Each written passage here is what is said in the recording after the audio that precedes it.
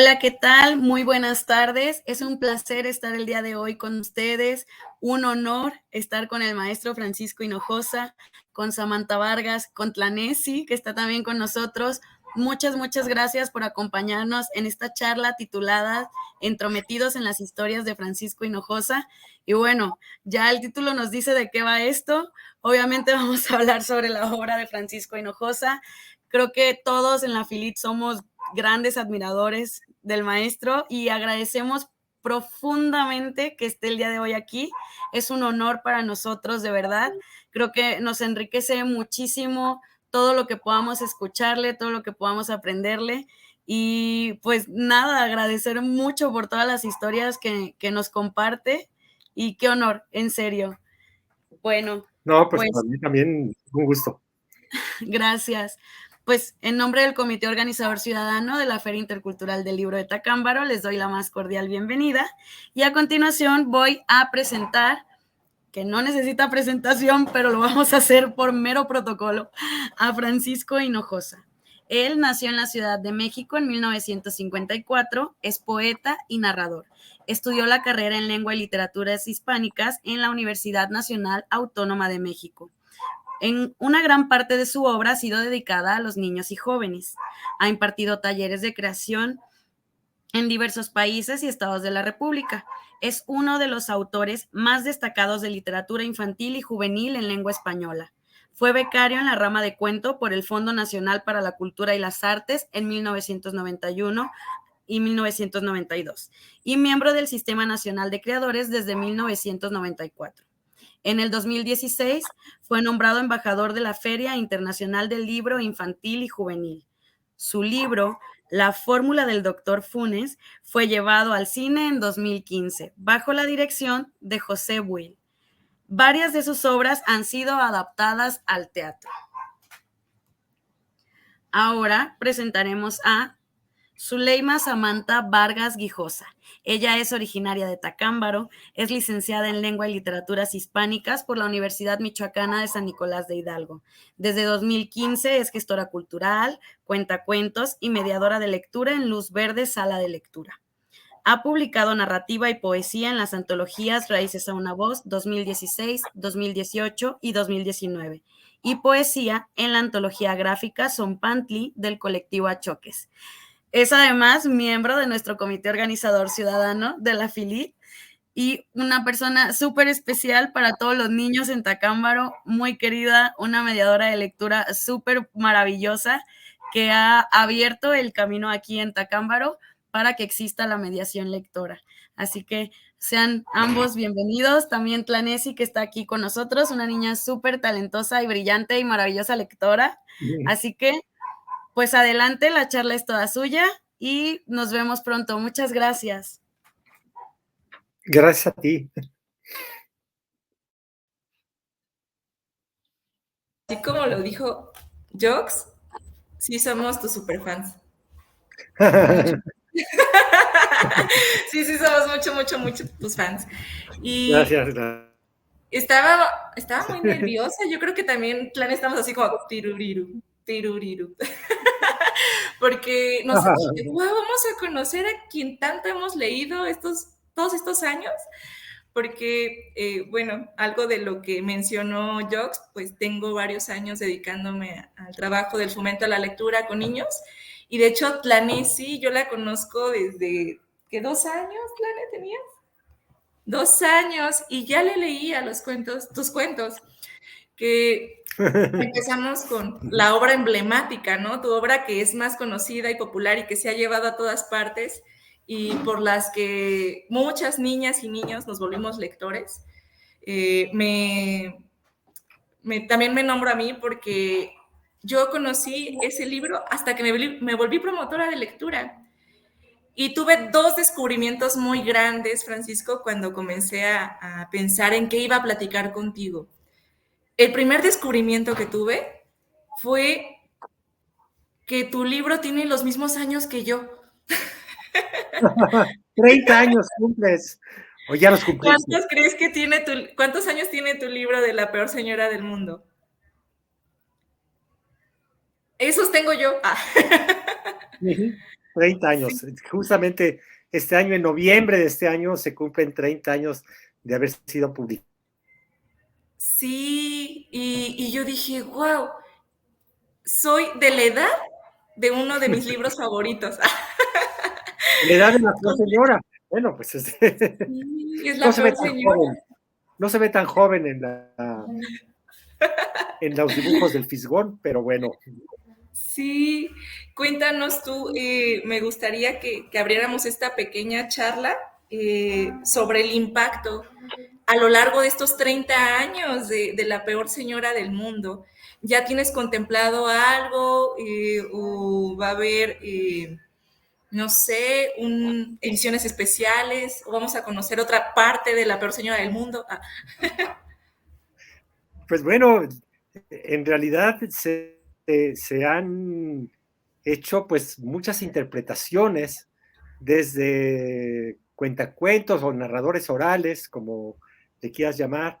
Es un personaje que es muy atractivo y inclusive por las ilustraciones que hizo el Fisgón, hay muchos mediadores, promotores de lectura, maestras y maestros, y hago aquí enfoque, maestras y maestros que ujú. se visten de la peor señora del mundo, un poco para poder interactuar con ellos. Es un libro que me ha dado tantas satisfacciones que te platico la última, que tiene unas 2 o 3 semanas. En una de las redes sociales me escribió pues una persona, una señora, que me dijo, mi hija quiere que yo todas las noches le lea un cuento. Y siempre le leo un cuento, pero después de terminar el cuento, quiere que le vuelva a leer La peor señora del mundo. Siempre.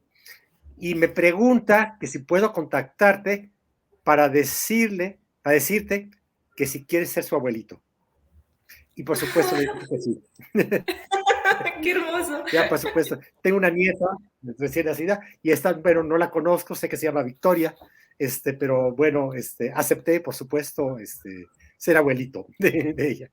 Pero bueno, entre muchas cosas, sí se ha llevado a teatro mucho, narración oral, se han hecho 2 cortometrajes, hay posibilidad todavía de que se haga algo más, todavía no saben en qué formato, y hace 3 años yo mismo intervine en un espectáculo, aquí llamo espectáculo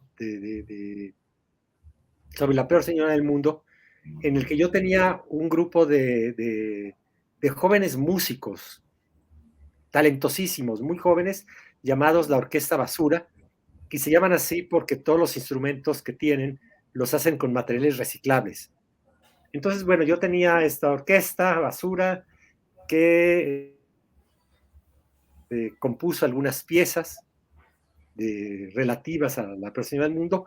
Yo leía el cuento y luego, lo que se llama en términos teatrales, rompía la cuarta pared. O sea, salía del escenario y hablaba con el público. Y hablaba sobre distintos momentos que tienen que ver con la peor señora del mundo. Desde qué son las migraciones forzosas. Finalmente el pueblo huye de la violencia, no de la pobreza, pero sí de la violencia que hay gracias a la peor señora del mundo. Y aprovecho para hablar de las migraciones forzadas que hay de Centroamérica hacia los Estados Unidos, pero que cruzan todo nuestro territorio mexicano, dejando una gran cantidad de muertos y dejando esas ilusiones perdidas, porque finalmente tocan a la puerta de los Estados Unidos, donde quieren vivir, y están cerradas totalmente, ¿no? En otro momento hablo acerca de la señora pellizca a un niño, y yo trato de enseñar cuáles son las técnicas de pellizcar a un niño para que sí realmente le duela. Bueno, en fin, este espectáculo, quiero comentártelo, bueno, es un libro para niños, pero las primeras 2 funciones se hicieron en un lugar donde han tocado todos los rockeros mexicanos, que se llama Bajo Circuito, y se llenó 350 personas paradas, se llenó de puros adultos, solamente adultos. Uno, porque empezaba la función a las 12 de la noche, y segundo, porque se vendían bebidas alcohólicas. Ya después se hicieron, por supuesto, muchas funciones familiares, pero te lo quiero comentar porque es un libro que atrae también al mundo adulto, no nada más muchos de ellos quizá fueron lectores de niños, pero también los siguen atrayendo. Sí, justo eso. Yo leí La peor señora del mundo hasta que me volví promotora de lectura. Y cuando presentaba a la peor señora del mundo, supongo, ¿no? Entre narradores, uno empieza a hacer las voces, las uñas, las garras, y todo lo que disfraza, ¿no? A este personaje, pero que también atrapa a los adultos. Y me gustaría en este caso que Tlane, ¿quieres preguntarle algo a Francisco sobre la peor señora del mundo? ¿Qué es lo que más te gusta de la peor señora del mundo? En tu experiencia, porque Tlane tiene muchos años leyéndote La peor señora del mundo, entre otros de tus Muchas libros. gracias, Tlane. ¿Qué te gustaría? ¿O cuál es de tus libros favoritos, aparte de La peor señora del mundo? De hecho, mi libro favorito es que tú escribiste, es Inchi Farofe. Inchi Farofe, mira, y es el libro pues más reciente que he publicado en el Fondo de Cultura. Gracias, qué bueno que te gusta, porque a mí me divirtió muchísimo escribir esa historia. Sí. A mí me encantó, lo leo casi todas las noches. ¿No le dices Farofe a alguien más? Oye, Farofe, tío, tráeme un Farofe, unas Farofes palomitas. No, nunca les he dicho. Porque no te van a entender. No van a entender. Si no leyeron el libro, no lo van a entender. ¿Por qué consideras, Francisco, que estos libros, porque también, no sé, a lo mejor en unos años Inchi Farofe tenga la misma popularidad que ha tenido La peor señora del mundo, de atrapar tanto a niñas y niños como a adultos? ¿Qué conexión hay tan grande entre eso que nos une a pesar de las edades? Es que de pronto se corta un poquitito, entonces la pregunta no la entendí bien. Sí. Perdón, ¿qué conexión consideras que hay para que estos cuentos unan tanto a adultos como a niños, a niñas y niños? También se volvió a cortar la última parte, pero creo entender así. ¿Qué es lo que une a niños y niñas para que lean estos cuentos? Al igual que a los adultos, porque los adultos también leemos tus cuentos. Y pues mira, yo hago una distinción muy clara. Existen los libros para niños. Un libro para niños puede ser un libro para colorear, o puede ser para un niño que, la verdad, era considerado antes como alguien que no comprendía gran cosa. Y todo lo tenían que poner así con diminutivos. La mariposita y el grillito cantor, por ejemplo. Los niños tenían que estar todo lo que se dirigiera a ellos en diminutivos. Hace 30 y tantos años no existían en México ni autores de libros para niños, ni editores interesados en publicarlo. Nos llegaban de España muchas cosas y de otras partes de América Latina, pero aquí no teníamos nada. Y fue ahora, hasta que creo el Fondo de Cultura Económica, primero la Secretaría de Educación Pública, pero la Secretaría de Educación Pública más bien compraba derechos.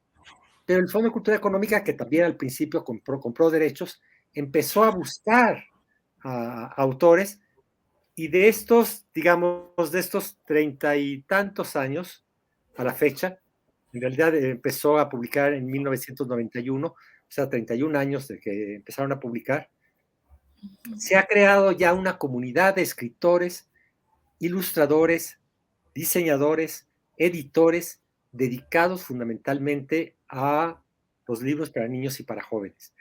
De no haber casi nada, hoy podemos encontrarnos, lo recuerdo, un gran amigo y autor también de libros para niños, Juan Carlos Quesadas, que publicado por el Fondo, que le preguntó a un niño de secundaria, ¿cuántos autores de libros para niños hay en México?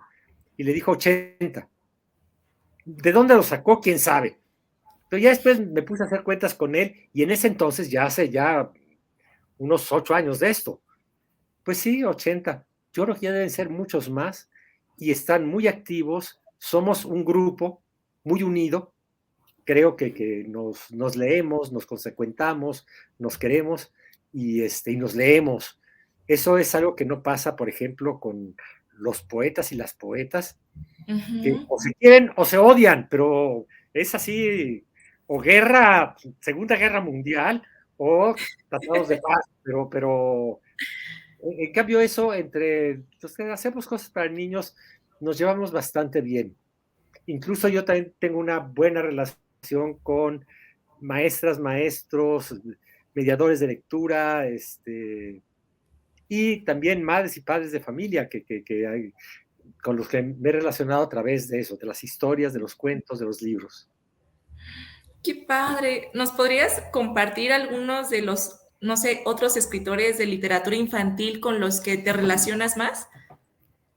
Pues mira, sí, dejaría a muchos fuera, pero digamos, Juan Villoro, quizá fue de los primeros que también empezó a escribir libros para niños y cuya obra que estaba dispersa en algunas cuantas editoriales, se está republicando en el Fondo de Cultura Económica. Y otros autores también publicados por el fondo. Está Vivian Mansur, no sé cuántos libros tenga en el fondo, pero son varios, y es realmente muy efectiva. A quien le gusten las luchas libres, por ejemplo, bueno, léanla, lean El Enmascarado de Lata, es genial, maravilloso.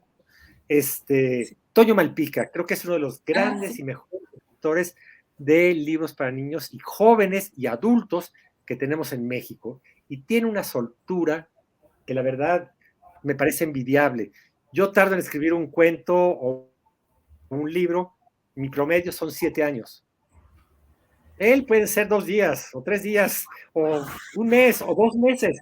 Él empieza y es una máquina de escribir y muy efectiva, porque realmente hace libros formidables. Su hermano Javier Malpica, un poquito más dedicado a la dramaturgia, pero también ha escrito varias cosas para niños y son espléndidas. Norma Muñoz Ledo, también que ha publicado en el Fondo de Cultura. Juan Carlos Quesadas, que hablé de su esposa, que es Ana Romero. También Mónica Broson.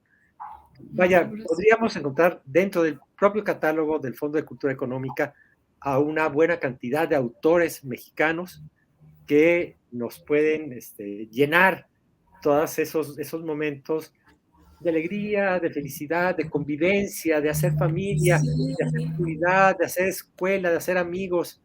Ellos nos pueden ayudar mucho, creo, a conseguir esos objetivos.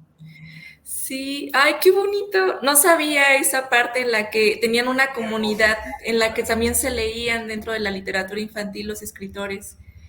Y yo creo que parte de ese objetivo, ¿no? En el que uno busca cuidar a la niñez. Me gustaría, ahorita que mencionas a todos esos autores, wow, tú tienes infinidad de cuentos para niños, así sorprendente. Cuando vi la lista, tienes yo creo que más de 50 libros de literatura infantil y juvenil. Entre todos ellos... libros como tales escritos por mí, entre 35 y 40, no llevo la cuenta ahorita exacta, pero también me he dedicado mucho a hacer antologías. Antologías desde preescolar, primaria, secundaria y libro de texto para preparatoria. Pero bueno, digamos, ahí hay mucho de mí porque no es nada más antologar, sino también las versiones de los cuentos tradicionales, de tradición popular, los cuentos de hadas, los cuentos clásicos. Yo hago mis propias versiones para que sean entendidos en un español de México. Que quizá a mí de niño me apartó mucho la lectura, lo poquitito que había de libros estaban escritos en un español de España, que de pronto cuando las 3, 4 palabras que yo no entendía, decía, bye bye, hay cosas más importantes que hacer. Y es importante que también conozcamos esa parte de ti, que yo creo que nos hemos llevado mucho del lado de los cuentos infantiles, pero explorar tus antologías. ¿Dónde las podemos encontrar? La mayoría. Es que de pronto se corta un poquitito. Entonces, ¿Dónde podemos encontrar tus antologías? Están publicadas ahora por una editorial que es Macmillan Castillo. Y son, te digo, desde 3 años de preescolar, los 6 de primaria, 3 de secundaria y un libro de texto para preparatoria. Pero bueno, esa es otra cosa muy aparte, es más académico. Pero los otros, la verdad, me dediqué durante mucho tiempo a conseguir los textos que pudieran realmente impactar a un niño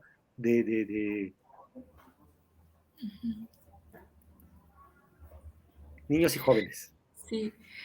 Yo creo que nos has encantado, Francisco. Nos has dejado más que un legado, yo creo que herramientas muy funcionales, tanto como lo dices para maestros, maestras, padres de familia. Al final somos una comunidad en pro y el trabajo para la niñez. Y tus libros para nosotros es así como, ¡pam! Tengo la trampa perfecta para atraparte hacia la lectura, con La peor señora del mundo. Pero también entre otros cuentos que me gustaría que platicáramos, porque, bueno, esta charla la denominamos o la llamamos Entrometidos en las historias, porque me gustaría que platicáramos un poquito junto con Tlane de estos otros libros que también leemos mucho aquí en la sala de lectura, tanto de Luz Verde como de otras salas de lectura que se han abierto en Tacámbaro. ¿Y recuerdas otros cuentos que hemos leído de Francisco Hinojosa, Tlane? Uno que te gustaba mucho que te contara. ¿El de Amadís? De codorniz. Amadís de anís, Amadís de codorniz. A golpe de calcetín. Ay, bueno, déjame hablarte de este último, porque tiene pues una historia muy reciente para mí. Este año cumple 40 años de haber sido publicado por primera vez, que se publicó en una editorial que se llama Novaro, después en la Secretaría de Educación Pública, y finalmente, desde hace muchos años, está en el Fondo de Cultura Económica. Y el personaje de ahí se llama Paco Pollo. A los franciscos nos dicen Pancho o Paco. Yo le puse Paco porque es un alter ego mío, este niño que vende periódicos en el centro de la Ciudad de México, y tiene un apellido muy extraño porque es Pollo con Y, y ese es mi verdadero apellido. Yo, bueno, nací como Francisco Hinojosa porque mi padre se cambió de apellido y adoptó él y su padrastro, pero mi apellido real, biológico, es Pollo. Y ayer regresé de La Habana, regresé de Cuba porque mi tatarabuelo era cubano, mi bisabuelo y abuelo también eran cubanos. Pero la historia, yo a los 17 años me enteré que mi apellido real era Pollo y lo dejé pasar. Bueno, ni modo, sí, mi apellido ya Hinojosa, no reconozco ese primer Hinojosa. Afortunadamente mi segundo apellido también es Hinojosa, entonces bueno, lo llevo con orgullo ese segundo apellido. Pero el primero, pues yo no sabía nada, y un hermano mío se puso a investigar y descubrió que José Dolores Pollo, mi tatarabuelo, fue amigo de José Martí, precursor de la Revolución de Independencia de Cuba, de los españoles. Y entonces fui a buscar, ahora que estuve en La Habana hace unos días, a buscar su tumba. No la pude encontrar, por desgracia, pero sí me encontré libros que hablaban así acerca de él. Y bueno, ese libro lo tengo como muy consentido, primero porque es el más antiguo que tengo, que es original, que se llama A golpe de calcetín, y porque a pesar de tener que ver con la historia de México, narra una historia sucedida en los años 40 de México, es un libro que fuera de mi país se ha leído también, me enteré en Cuba, pero también alguna vez me llamaron de México y me dijeron que una maestra argentina de Buenos Aires había pues pedido ayuda y dijo qué significa a golpe de calcetín. Yo creo que los de la academia no supieron qué significaba y me lo picharon. Y yo le respondí a la maestra y le dije, oiga, casualmente yo voy a estar en Buenos Aires dentro de 2 o 3 semanas, si quiere voy y visito su escuela. Y claro, le pareció muy buena la idea, y ahí yo ya intercambié con chicos de primero y secundaria, más o menos, la historia, y a pesar de que tenga que ver con nuestro país, con la historia de nuestro país de los años 40, a ellos les interesaba ese cuento, a ellos también les daba placer y gusto leerlo.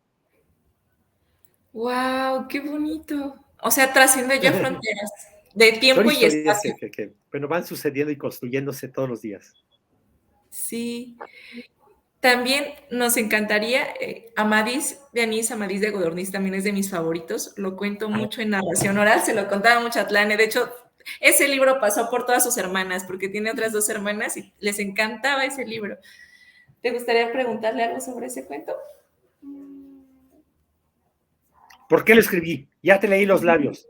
¿Por qué lo escribí? Bueno, lo escribí porque tengo un hijo. Pero cuando era chico, comía tal cantidad de dulces que yo le decía, te vas a convertir en un niño de dulce y te vamos a comer. Y claro que no me hizo caso. Y te cuento otra anécdota, que es que yo no conocía al Fisgón, mi ilustrador, hasta el tercer libro. O sea, el primer libro fue Aníbal y Melquiades, el segundo La Peor Señora, y el tercero fue Amadís de Anís, Amadís de Codorniz. Yo no conocía al Fisgón. Hubo alguien dentro de la editorial que nos amaridó, que nos casó, digamos, que dijo, yo creo que se van a entender, tienen un humor muy similar. Y claro, ya después lo conocí, y yo nunca le dije nada de esta historia de mi hijo, y él un día lo conoció, y se sorprendió, me dijo, oye, yo dibujé a Amadís y se parece mucho a tu hijo. Y ya le platiqué la historia de que tenía que ver con él, ¿no? Entonces, bueno, estamos en eso muy, muy compenetrados. Sí, porque sus ilustraciones, mira, Atlane trae la bonita, yo traigo la de la edición económica de La Peor Señora del Mundo, y Atlane se trajo el suyo. Ajá. Pero por ahí estamos ahorita en la librería de la Feria Intercultural del Libro, pero muchos libros se llevaron a la plaza, entonces por aquí andaba Madís medio perdido. Y a mí me gusta mucho este cuento porque los niños comienzan a imaginarse, ¿y si mis brazos fueran realmente de espagueti, de pulpo, y mi cabello, y mis ojos de paletas? Sí. Y el humor que transmites, tanto en ese cuento como en La Peor Señora del Mundo, más que otros cuentos infantiles, es llegar a un humor en el que yo creo que por eso contagia también a los adultos. Nos llega esta parte del niño interno que tenemos, del, no lo sarcástico, pero sí lo probable. Dices, ¿y si te como? ¿Qué pasaría si te como? Ah, La oreja. Y hemos pasado momentos increíbles durante todos estos años con tus libros. También el del Doctor Funes, ese yo creo que es de mis favoritos, el del Doctor Funes. ¿Conociste al Doctor Funes? A este personaje, ¿en dónde se entrometió este personaje del Doctor Funes? pues para mí también es de mis libros consentidos.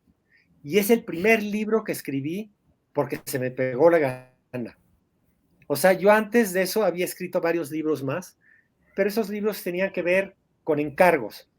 Primero me pidieron versiones de mitos de la época prehispánica, después leyendas de espantos de la época de la colonia, todo eso versiones que yo hacía.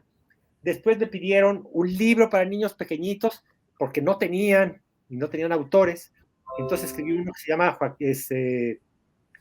Cuando los ratones se daban la gran vida. Después, la Secretaría de Educación Pública me pidió, oye, encontramos un archivo en el Archivo General de la Nación y queremos que eso sea la ilustración. Y eran las tarjetas postales que se escribían 2 novios en Guanajuato en 1909. Y con eso escribí un libro que se llama Joaquín y Maclovia se quieren casar.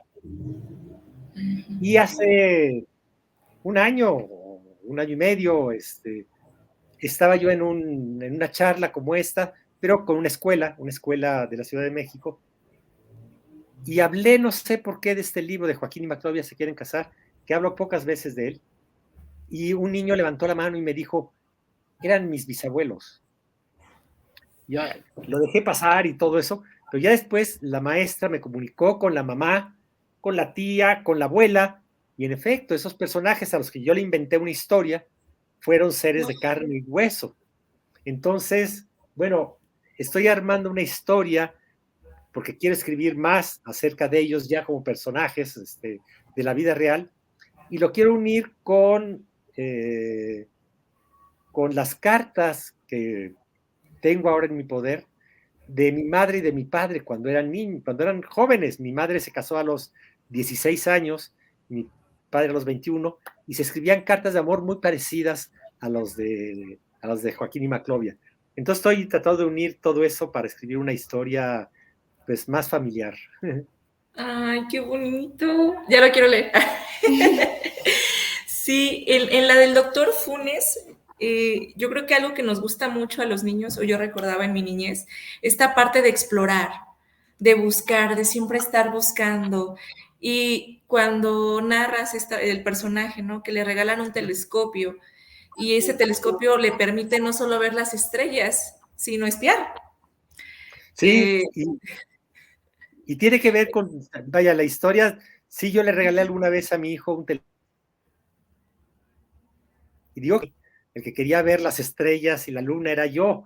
Y él, en cuanto vio que en la luna no había nada, no había fútbol, ni había marcianos, ni nada, pues empezó a usar el telescopio para otras cosas, como por ejemplo, como bat, para pegarle a la pelota. Mi telescopio, un bat. Bueno, entonces eso fue un principio. Y el otro principio es que yo de niño, a mí de niño me gustaba mucho jugar con juegos de química. Venían así las instrucciones y todo eso. Yo nunca seguía las instrucciones. Yo metía todo en el tubo de ensayo, le prendía fuego, explotaba, y yo siempre pensé que estaba creando fórmulas nuevas. Entonces, bueno, ese viejito inventor de una fuente de la eterna juventud, pues de alguna manera me identifico con él porque yo quería hacer eso, yo quería ser como un científico que descubriera cosas. Sí, es en lo personal de mis libros favoritos. Y estos personajes entonces se van hilando por experiencias principalmente de tu vida o también, por ejemplo, en estos que dices que también fueron encargos, ¿salían también así tus personajes?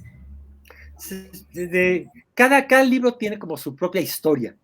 Digamos, hay otro libro publicado por el Fondo de Cultura Económica que se llama Hoja de Papel, y un gran amigo mío, compadre mío, curador de fotografía, montó una exposición en el Colegio de San Ildefonso, en la Ciudad de México, y era una exposición de las fotografías de Televisa. Televisa, además de tener canales y tener muchas otras cosas, tiene una colección de fotografías impresionante, una de las colecciones de fotografía más impresionantes que hay en México. Y, y me dijo, voy a hacer una exposición solamente con las fotografías de caballos que he encontrado. Y me dijo, y nos gustaría que junto con la exposición, pues hubiera un libro para niños. Entonces me fui con él a revisar todas las fotografías que se iban a exponer, y vi una en la que un caballo blanco está saltando y va a romper un gran aro de papel. Y la otra fotografía está tomada ya cuando lo rompió y está del otro lado. Entonces así me imaginé, vi esas fotografías y dije, esta es la portada y esta es la contraportada, aunque no fue así. Pero lo que sucedió es, ¿qué rompe ese caballo? Rompe algo. Y aquí rompe un pueblo desunido, un pueblo que tiene muchos conflictos. Un caballo blanco aparece de pronto y hace que todo el pueblo se una, y se una alrededor de una figura animal que es un caballo, ¿no? Un caballo blanco muy hermoso. ¡Wow! Qué increíble conocer el detrás de estos personajes que nos han marcado, la verdad, la vida. Sí, pues cada libro tiene su propia historia, su propio fuente de inspiración, digamos, ¿no? Bastante. Hay algo que a mí me encantaría preguntarte, pero antes me gustaría ¿te gustaría preguntarle algo a Francisco Planet sobre los personajes, sobre estos libros? Le quiero preguntar algo sobre un libro que también me gusta mucho. A ver, hace un poquito más la voz para que te escuche Francisco. Me gustaría preguntarte ¿por qué empezaste a escribir? ¿Por qué empecé a escribir? Mira, a diferencia de una gran cantidad de niñas y niños que hay en México y que conozco hoy, yo empecé a leer muy tarde. Empecé a leer a los 16 años. A los 16 años leí el primer libro que me cautivó. O sea, claro, sí leía los libros que me dejaban en la escuela, pero me entraban por un lado y me salían por el otro. No me interesaban. Y a los 16 años me encontré con un libro que le regalaron a un hermano mío, que le dieron de premio a un hermano mío, que se llama Crimen y Castigo, de un autor ruso llamado Dostoyevsky. Y un día yo no tenía nada que hacer y empecé a leerlo, y al ratito yo ya no podía dejar de leerlo. Yo iba a la preparatoria, regresaba, comía, no hacía la tarea, me dedicaba a leer y a leer y a leer, hasta que un día llegó ese momento terrible para quienes nos gustan las grandes historias, que son 3 letras, que dicen fin. Y se terminó esa historia, y yo dije, ¿y ahora qué hago? Y si bien en mi casa no había muchos libros, sí había libros, y empecé a leer todo lo que caía en mis manos. Y por eso yo también decidí cambiar mi vocación. Yo pensé que iba a ser médico y decidí inscribirme en la carrera de letras hispánicas para, para tener como una bibliografía más estructurada, digamos, de lecturas. Y, y así empecé a leer, a leer y a leer, hasta que la lectura me hizo, me llevó a la escritura. A los 17 años, o sea, después de los 16, a los 17 años, tuve una enfermedad muy benigna, pero el médico me dijo 2 meses en cama. Y eso significó que yo tenía 2 meses para leer. Mis padres me compraban libros y yo me la pasaba leyendo. Y cuando terminé de padecer esta enfermedad estos 2 meses, lo primero que fue ir a gastar todos mis ahorros en una librería que acababan de abrir en México, que se llama Gandhi, y ahí pues gasté todo lo que tenía en libros. Y eso, ya estando en la Facultad de Filosofía y Letras, algunos editores se fijaron en mí y me pidieron eso que platiqué. Nos haces unas versiones de mitos de la época prehispánica y de leyendas de espantos de la época de la colonia. Y yo lo hice porque yo dije, si quiero ser escritor, pues empieza por algo, también por hacer versiones. Y ahí empecé a escribir. Muchas gracias, Francisco. Yo también quiero hacerte una pregunta. Bueno, indagando un poquito sobre los libros que tienes, me encontré con uno que es muy especial para ti. Creo que es uno de tus primeras publicaciones, que es 3 poemas. Sí. Y lo publicaste en la imprenta el taller de Martín Pescador. Sí. Yo te quería preguntar si ya conoces entonces Tacámbaro. Tacámbaro, sí, ya estuve una vez ahí, ya hace algunos años. Sí, esta vez pues lo tenía muy complicado por regreso de Cuba, tenía este compromiso en Cuernavaca, tengo pasado mañana otros 2 compromisos, y bueno, pues sí, ni modo, esta vez no pudo ser presencial, lo hacemos así, pero sí conozco Tacámbaro. Sí, porque, bueno, cuando leí eso dije, entonces Francisco sí estuvo acá, porque el taller de Martín Pescador pues está aquí en Tacámbaro, está en la hacienda de Santa Rosa, con Juan Pasco. Yo sé, y sí, yo participé en la impresión, se hacía en impresa plana, con tipos móviles que íbamos, y Juan Pasco, que es el editor, formaba parte de un grupo de música jarocha llamada Mono Blanco, que es, bueno, muy reconocido en muchas partes, especialmente quien lo animaba, que era Arcadio Hidalgo, y entre que estaba ahí el grupo, estaban tocando la jarana, y mientras nosotros imprimiendo, página por página. Se hicieron 200 ejemplares. Y sí, fue mi primer Wow. 3 poemas. Y le agradezco Sí. tanto yo todavía a Juan Pasco el que me haya aceptado en su colección, que bueno, no terminaré de pagárselo nunca. Esos 200 ejemplares supongo que valen muchísimo como para encontrar uno, ¿verdad? De los tres Sí, yo poemas. creo que son imposibles de encontrar ya. Yo tengo una colección pequeña todavía, porque ya he publicado mucho más, de libros publicados por Martín Pescador, y creo que sí tienen ya un valor. Yo digo, algún día me voy a morir, y ya les dije a mis hijos, esto no lo vayan a vender a una librería de viejos que les van a dar 10 pesos. Esto es para una universidad, para algo para alguien muy, muy especial, ¿no? Ay, ya me imagino los tesoros que hay detrás de ti, de todos los libros que tienes ahí atrás. Ay, Entre bueno, esos, ya me deseché. Aquí hay unos poquitos, porque tengo todavía la sala llena, pero ya es una carga para mí, ya es un peso enorme. Ya no quiero cambiarme de casa porque cambiarme de casa significa cargar con todos esos libros. Entonces ya estoy empezando a regar. Ahorita, por sí. ejemplo, pues ya tengo nieta y entonces ya todo lo que son libros para niños se van a ir a casa de mi nieta, aunque todavía tiene 2 años apenas, pero Pero ya ya, van a ir desocupando lugar poco a poco. Y no sé, ahora que fui a Cuba también, además de llevar medicinas que eran muy agradecidas, allá no hay medicinas, llevé libros también, qué porque padre. ciertamente hay libros que son muy baratos, muy económicos, muy bien editados, pero pues tienen un catálogo bastante limitado. Y los libros Sí. del extranjero llegan a precios tan altos que hay que trabajar un año completo para pagar un libro. Ujú.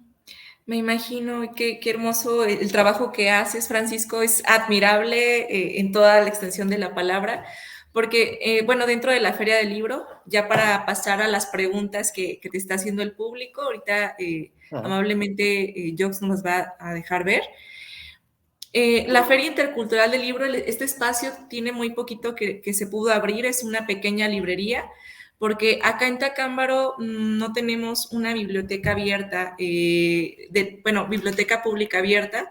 Recientemente también se abrió una en la Casa de la Cultura de la ciudad, pero para la cantidad de personas que vivimos aquí, que son más de 70,000 habitantes en Tacámbaro, solo una biblioteca y una librería no bastan.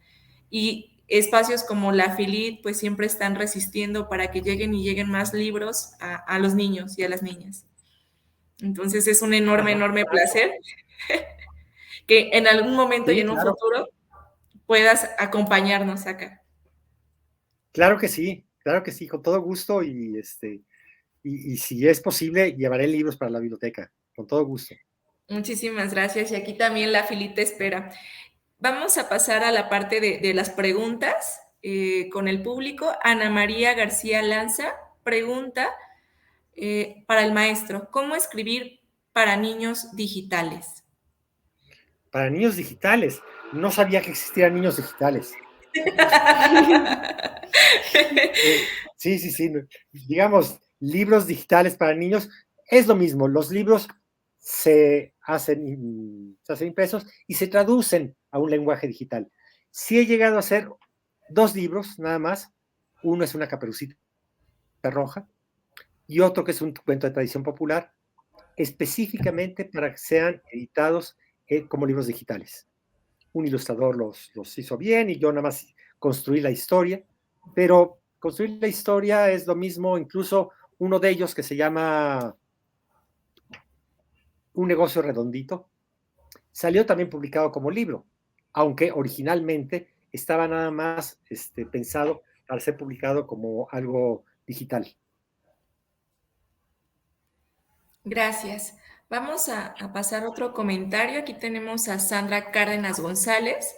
Dice, leí La peor señora del mundo a mis 20 años. Quedé maravillada con esta historia, tanto que lo contaba en escuelas. Lo recomendaba a todos los que me rodeaban. Mis hijas y yo somos fan de Francisco Hinojosa. Ay, gracias. Y mira, empezar a leerlo a los 20 años, pues es lo que decía, que esto que escribo es apto para varias edades y que nos hace unirnos a través de las generaciones, la literatura. Nos une a todos. También somos fans, sí. Cintia Torres Barrios dice: felicidades por este importante aniversario de la peor señora del mundo. Yo lo conocí hace casi 18 años cuando iniciaba mi trabajo como profesora haciendo pininos en la mediación. Sí, bueno, pues son historias así que escucho con alguna frecuencia entre maestras y maestros, mediadores de lectura, que son libros que les funcionan, que les sirven para atrapar la atención de los niños y con ellos, pues, hacer esa vida un poco más agradable, más llena de llenar la imaginación. Es algo que tienen los libros para niños. Nos hacen ejercitar la imaginación y la imaginación, cuando estos niños sean adultos, van a tener más posibilidades de resolver sus problemas y de sortear los obstáculos que se les presenten en la vida. Hay que estar imaginando. Sí, bueno, se nos pasó un comentario, pero acaban de mencionar a Tlanesi. Tlanesi se está volviendo una gran mediadora de lectura, déjame decirte. Ah, qué bien. Dice que La peor señora del mundo es un cuento fabuloso y lo conoció en Tacámbaro gracias a Tlanesi, que se lo leyó. Ah, bueno, claro. Ya ves, mira. Sí, Tlane va a ser una gran mediadora de lectura seguramente.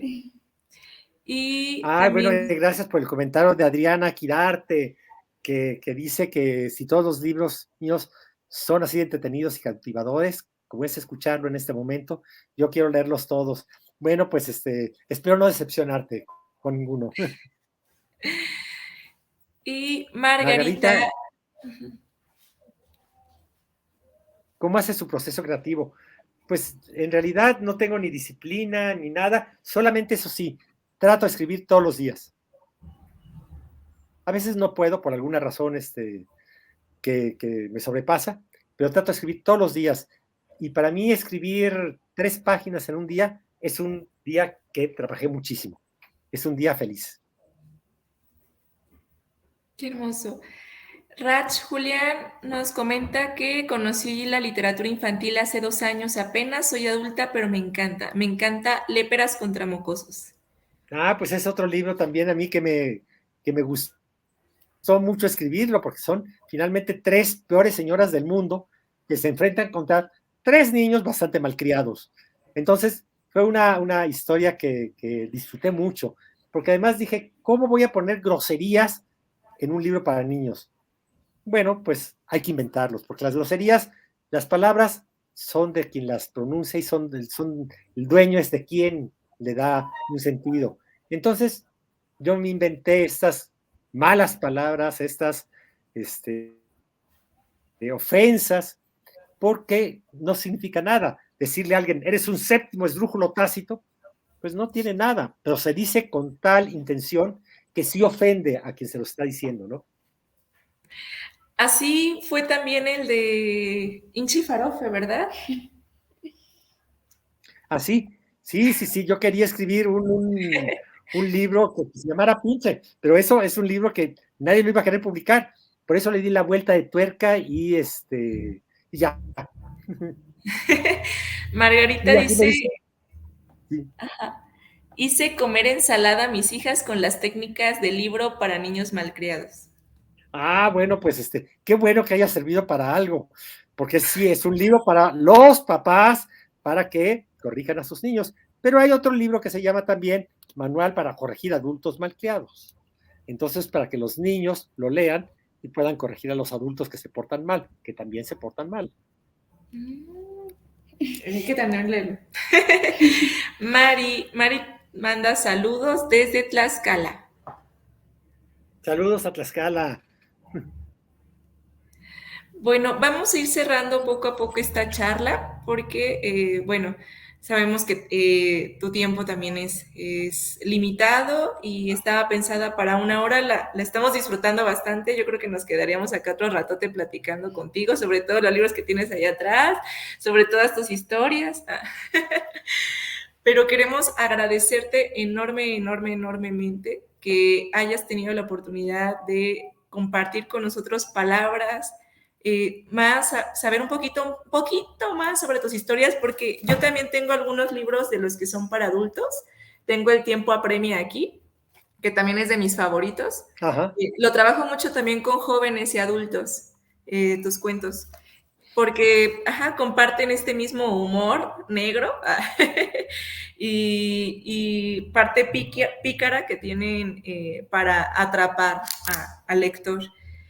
Y me gustaría, por último, que nos pudieras, no sé, hacer una recomendación o algún mensaje para todas y todos los que nos están escuchando con relación a la importancia de la lectura en la actualidad y del trabajo con la niñez. Ok, y también saludos de Panamá, saludos. Muy Yo lo que pienso de la lectura, y lo digo mucho, ya lo repetí aquí, es que creo que ayuda a ejercitar la imaginación. Y la imaginación la vamos a necesitar para mucho tiempo. Si muchos gobernantes en el mundo hubieran sido lectores, quizá tendríamos otro mundo, porque tendrían esa imaginación más desarrollada y podrían solucionar los problemas que padecen los pueblos de distintas partes del mundo. La lectura yo la recomiendo muchísimo porque además nos hace viajar, podemos estar conociendo lugares que quizá nunca pisemos físicamente, ¿no? Estar en San Petersburgo, por ejemplo, yo cuando leí Crimen y Castigo estaba en San Petersburgo y ese estudiante a que le hacían la vida imposible, pues yo estaba de parte de él y uno vive esas vidas. Y cuando se acaba el libro y se cierra la última página, uno queda también un poco triste, como que algo muere, algo de lo que tenemos muere, porque se terminó esa historia que habíamos acompañado a sus personajes. Entonces, y otra recomendación que me lo preguntan mucho, yo quiero escribir libros para niños, para jóvenes, para adultos. ¿Qué recomendación doy? Así como un auto para caminar necesita gasolina, un escritor para escribir necesita leer. Para escribir un cuento hay que leer otros 100 cuentos antes y para el segundo cuento otros más y hay que leer y leer y leer y leer. Muchísimas gracias, Francisco. Vamos a ir cerrando, Tlane. ¿Quieres decirle algo antes de irnos? Muchas gracias. A ti, Tlane, que te vaya muy bien. Próximamente esperamos tus nuevos libros. ¿Nos espera algo más, Francisco, este año? Saldrá, yo creo que este año saldrá uno que se llama El peor día de mi vida, en el Fondo de Cultura Económica. Ya se publicó antes, pero lo cambié de editorial para el Fondo de Cultura y espero que salga este año. Además de este libro del que hablaba de leyendas, de espantos, eran nada más 4 leyendas. Ahora voy a publicar, pero ya son como 10 o 12 leyendas de espantos y yo sé que a los niños les gustan mucho, tienen mucha curiosidad por esas historias de fantasmas y de brujas y de diablos y de cosas así, y les gusta buscarle al miedo algo. ¿Ya quieres leerlo? Lo vamos a esperar hasta acá. Había una pequeña pregunta antes de irnos, la de luditerapia. Pregunta también si vas a tener talleres o algunos cursos para escritores pronto. No, yo soy un mal tallerista. Yo digo, yo nunca, como decía Groucho Marx, yo nunca entraría a un club en el que aceptaran un socio como yo. Yo nunca estaría en un taller impartido por alguien como yo. Yo soy muy malo para eso, tengo déficit de atención. Hay veces que estoy leyendo, hay un texto, y de pronto me di cuenta de que las últimas 2 páginas yo ya estaba con la cabeza en otro lado. Entonces tengo que releerlo, tengo que volver, y eso no es bueno para prestar la atención y estar escuchando un cuento que me está leyendo alguien. Y pues eso, finalmente, lo más que puedo aportar no es nada más leer y corregir y ayudar a que eso salga mejor, sino recomendar lecturas.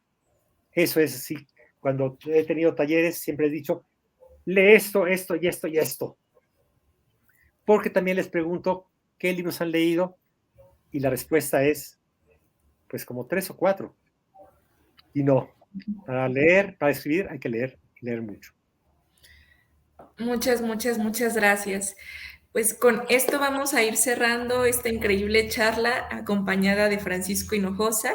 Agradecemos mucho por parte de la Feria Intercultural del Libro de Tacámbaro y deseamos que muy pronto en otras emisiones puedas acompañarnos acá en el balcón de Tierra Caliente en Michoacán.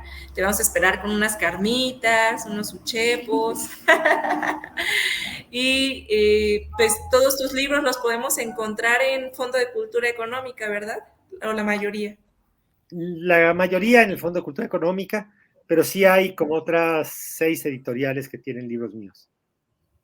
Bueno, estaremos sí, muy al pendientes de tus próximas publicaciones y te agradecemos infinitamente que a todos los mediadores de lectura nos hayas brindado las mejores herramientas que son tus cuentos para cautivar a más y más lectores y como tú lo dices, que la imaginación perdure para saber solucionar problemas y tener un mundo mejor.